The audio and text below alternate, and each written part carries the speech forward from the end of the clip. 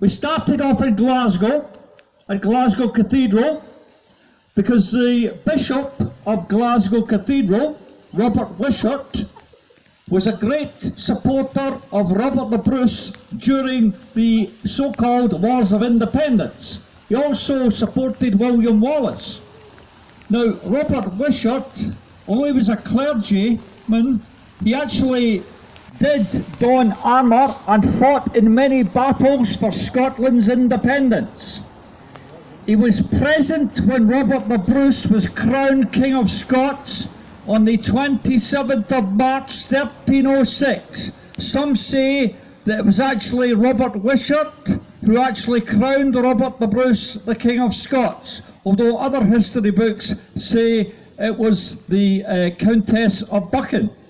Now, the fact is that what happened with Robert Wishart, 3 months after he was involved in the coronation of Robert the Bruce, he was captured in a battle at Methven. When he was captured, all the other Scots that were captured were executed. He was spared execution because he was a clergyman. He was held captive from 1306 to 1314. He was released after the Battle of Bannockburn in 1314, when negotiation began between the prisoners that were held by the Scots and the prisoners that were held by the English. So he was released after the Battle of Bannockburn in 1314. He died 2 years later in 1316, Robert Wishart, the Bishop of Glasgow. And we were at Glasgow Cathedral today, and in the crypt down in the basement, the body of Robert Wishart is actually buried. He was one of Scotland's great patriots and should be remembered. He supported Robert the Bruce during the Wars of Independence. We then moved on from there to Bannockburn in Stirling, and we went to Bannockburn Field to remember the great victory that Robert the Bruce and the Black Douglas and the brother of Robert Bruce, Edward Bruce, they had a great victory over the English at Bannockburn on the 23rd of June 1314. 6 years later, a declaration was made called the Declaration of Arbroath, and the words of the Declaration of Arbroath at the end said, "So long as 100 Scots remain alive, we will never subject ourselves to the dominion of the English." To me, this is the Scottish Constitution, and I stand by that 100%. As long as there's 100 of us left, we will never give in the fight for Scotland's independence. Now, after we went to Stirling, we then went on to Dunfermline, where the body of Robert the Bruce is in Dunfermline Abbey. Robert the Bruce was buried in a cloth of gold in Dunfermline Abbey. And we went along there today to remember that.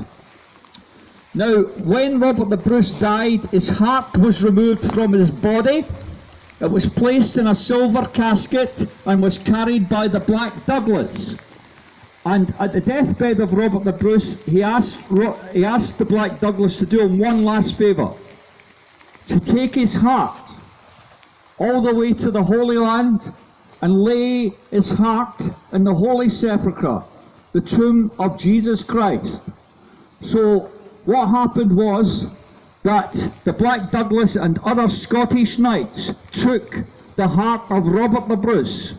En route to the Holy Land, they passed through Spain, and they were met by King Alfonso of Spain. King Alfonso of Spain asked for the help of the Scottish knights against the Moors coming up from the Arab countries who were invading Spain at that time. So the Black Douglas and the other Scottish knights, who included William Sinclair of Roslin, they also included other Scottish knights. I've lost the name of the other knights. Andrew Cathcart was one of the knights, and what actually happened in the battle, though, during the battle, what happened was that the Scottish Knights were unaccustomed to the fighting style of the Moors, and they were surrounded by them and cut down. The body of the Black Douglas and the other Scottish Knights were brought back to Scotland, along with the Bruce's heart, and the Bruce's heart is interred here in Melrose Abbey under the high altar.